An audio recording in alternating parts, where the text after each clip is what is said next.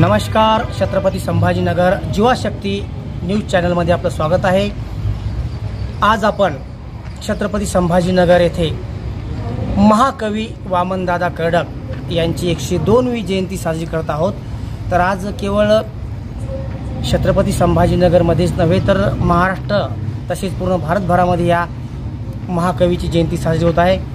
या अनुषंगाने भीम टोला फेम सुप्रसिद्ध महाराष्ट्राच्या गायिका पंचशीलाताई भालेराव यांच्याशी आपण आज हितगुज बातचीत करणार आहोत। त्या अनुषंगाने काय बोलतात ते बघू। जय भीम, जय भीम। मी गायिका पंचशीला भालेराव, छत्रपती संभाजीनगर। आज आम्ही सर्वच कलावंत गेल्या 15 ऑगस्ट पासून महाकवी लोककवी कविवर्य गुरुवर्य वामनदादा कर्डक यांची जयंती साजरी करत आहोत।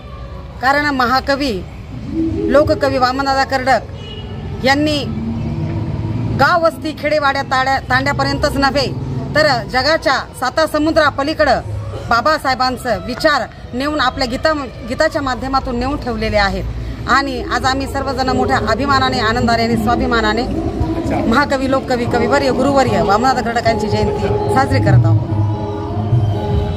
आज 102व्या महाकवी वामनदादा कर्डक यांच्या जयंतीनिमित्ताने तुम्ही तुमच्या प्रेक्षकांना काय संदेश देणार? त्यांच्या गीतामधून, त्यांच्या कवीमधून।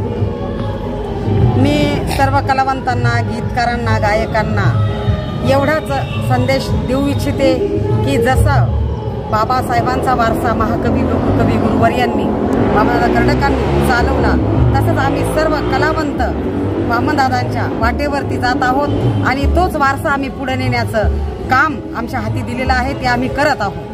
आणि आजच्या या जयंतीनिमित्त मी 4 ओळी नक्कीच वामनदादा कर्डकांच्या आपल्या सर्वांसाठी गाते। पहाट झाली प्रभा म्हणाली, भीम जयंती आली। पहाट झाली प्रभा म्हणाली, भीम जयंती आली। चांदाची चांदणी येऊन खाली, वारा भीमाला घाली। चांदाची चांदणी येऊन खाली, वारा भीमाला घाली।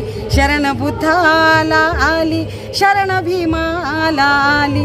शरण भीमाला आली, शरण बुद्धाला आली। जय भीम।